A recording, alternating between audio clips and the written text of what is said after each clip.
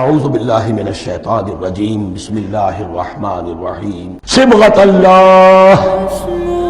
کیا معنی؟ یہاں پر بھی ایک آپ کو محذوف ماننا ہوگا. اخترنا صبغۃ اللہ، ہم نے تو اختیار کر لیا ہے اللہ کے رنگ کو. ومن احسن من اللہ صبغۃ ونحن له عابدون، اور اللہ سے بہتر رنگ کس کا ہوگا، اور ہم تو بس اسی کی بندگی، اسی کی پرستش کرنے والے ہیں. قُلْ أَتُحَاجُّونَنَا فِي اللَّهِ وَهُوَ رَبُّنَا وَرَبُّكُمْ، اے نبی ان سے کہیے کہ کیا تم ہم سے محاجہ کر رہے ہو، حجت بازی کر رہے ہو، جھگڑ رہے ہو، دلیل بازی کر رہے ہو اللہ کے بارے میں؟ وَهُوَ رَبُّنَا وَرَبُّكُمْ، وہ تو ہمارا رب بھی ہے تمہارا رب بھی. رب تو ایک ہے، رب بھی ایک، اس کا دین بھی ایک. ہاں شریعتوں میں فرق ہوا. قُلْ أَتُحَاجُّونَنَا فِي اللَّهِ وَهُوَ رَبُّنَا وَرَبُّكُمْ وَلَنَا أَعْمَالُنَا وَلَكُمْ أَعْمَالُكُمْ. اب تو ہمارا بھی وہ تمہارا بھی وہ، البتہ ہمارے لیے ہوں گے ہمارے عمل، تمہارے لیے ہوں گے تمہارے عمل. وَنَحْنُ لَهُ مُخْلِصُونَ، اور ہم تو اس کے لیے اپنے آپ کو خالص کر لینے والے. یہ ذرا تین الفاظ یہاں پہ نوٹ کر لیجئے، یہ میرے اور آپ کے لیے لمحہ فکریہ ہیں. نحن لہو مسلمون، 136ویں آیت اس پر ختم ہوئی. ہم اس کے سامنے سر تسلیم خم کرتے ہیں، ان میں سے تو ہم بھی شامل ہیں. نحن لہو عابدون، آیت نمبر 138.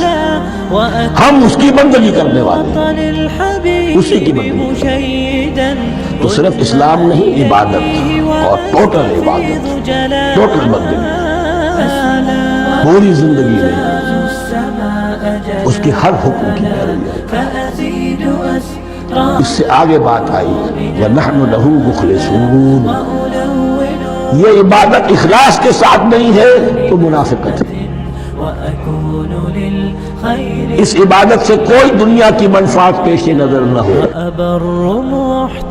سوداگری نہیں، یہ عبادت خدا کی ہے. دنیا بنانا، دنیا کمانا، دین کو ذریعہ بنانا، اس سے بڑا، اس سے بڑی اور اس سے گری ہوئی کوئی حرکت. اخلاص. حضور نے فرمایا من صلی یرائی فقط اشرکا ومن صام یرائی فقط اشرکا ومن تصدق یرائی فقط اشرکا. جس نے نماز پڑھی دکھاوے کے لیے اس نے شرک کیا، جس نے روزہ رکھا دکھاوے کے لیے اس نے شرک کیا، اور جس نے صدقہ خیرات دیا دکھاوے کے لیے اس نے شرک کیا.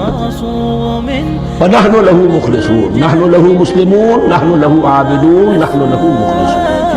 اللهم ربنا اجعلنا منهم، اللهم ربنا اجعلنا منهم. أم تقولون إن إبراهيم وإسماعيل وإسحاق ويعقوب والأسباط كانوا هودا أو نصارى. کیا تمہارا کہنا یہ ہے کہ ابراہیم اور اسماعیل اور اسحاق اور یعقوب اور ان کی اولاد یہودی تھے یا نصرانی تھے؟ تم جو کہتے ہو کہ یا یہودی ہو جاؤ یا نصرانی تب ہدایت پاؤ گے، تو ابراہیم یہودی تھے یا نصرانی؟ اور اسحاق اور یعقوب اور یوسف اور موسیٰ اور عیسیٰ یہ کون تھے؟ یہی بات آج مسلمانوں کو سوچنی چاہیے. محمد الرسول اللہ اور ان کے اصحاب دیوبندی تھے یا بریلوی تھے یا اہل حدیث تھے یا شیعہ تھے یا سنی تھے؟ ان تقسیموں سے اوپر ہونے کی ضرورت ہے. اللہ کے ساتھ اخلاص کا تقاضا یہ ہے. ٹھیک ہے، ایک فقہی مسلک کے اعتبار سے ایک شخص کسی مسلک کی پیروی کر رہا ہے، لیکن اپنے آپ کو اس سے آئیڈینٹیفائی کرانا اور اس مسلک کو مقدم رکھنا دین پر، اور اس مسلک ہی کے لیے محنت اور مشقت اور بھاگ دوڑ تبلیغ ہو رہی ہے اسی کی، یہ چیز بالکل اس اصل حقیقت کے خلاف ہے کہ جو اللہ کے دین نے ہمیں سکھائی. ام تقولون ان ابراہیم و اسماعیل و اسحاق و یعقوب والاسباط كانوا هودا او نصارى قل انتم اعلم ام اللہ.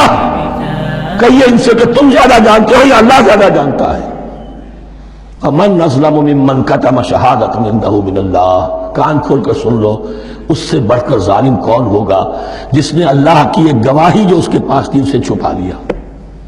تمہارے پاس گواہیاں ہیں، علماء یہود جانتے تھے یہ اللہ کے رسول ہیں جن کے ہم منتظر تھے، اس گواہی کو چھپائے بیٹھے. ومن اظلم ممن كتم شهادة عنده من اللہ وما اللہ بغافل عما تعملون. اور اللہ ہرگز غافل نہیں ہے کہ اس سے جو تم کر رہے ہو. تلک امۃ قد خلت، ایک گروہ مقدس جماعت تھی یہ، جس کے یہ گلے سرسبت تھے، یہ گزر گئے. لہا ما کسبت ولکم ما کسبتم، جو کمائی انہوں نے کی، جو عمل انہوں نے کمائے وہ ان کے لیے، تمہارے لیے نہیں.